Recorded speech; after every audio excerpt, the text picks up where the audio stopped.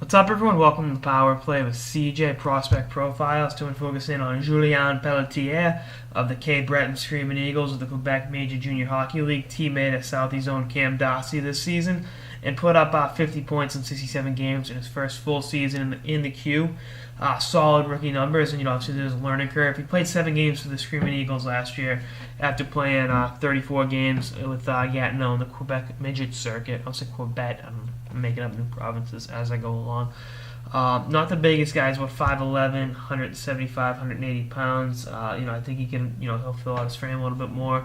Probably end up being 6 feet. And, I love when people say when a guy's 6 feet or 6'1", he's not ideal size. It's like, how much bigger do you want the league to get? But, I think he'll be, prototypical pro size. I like his vision on the ice.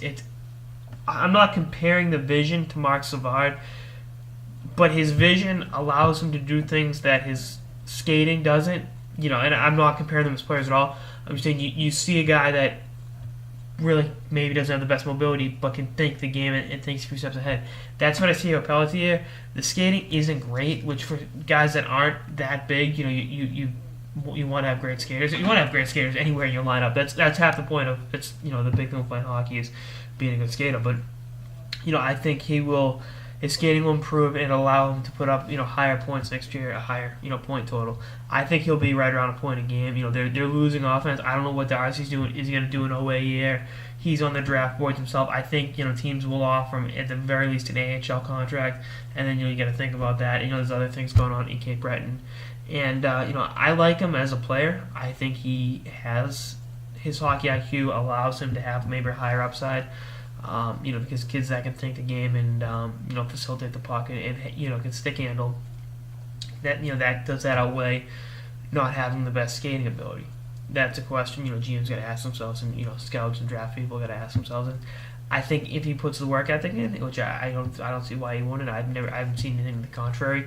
I think he'll be the skating will get better, and it'll be where he'll be a much better offensive player because he'll have the physical tools to go along with the psychological aspect of the game. And what was it? Yogi Berra once said half the game is 90% mental, which I know it's talking about baseball, but you can really apply that to any sport. And I'd like to see him bulk up a little bit, win some more battles down low, and I think that'll come with time.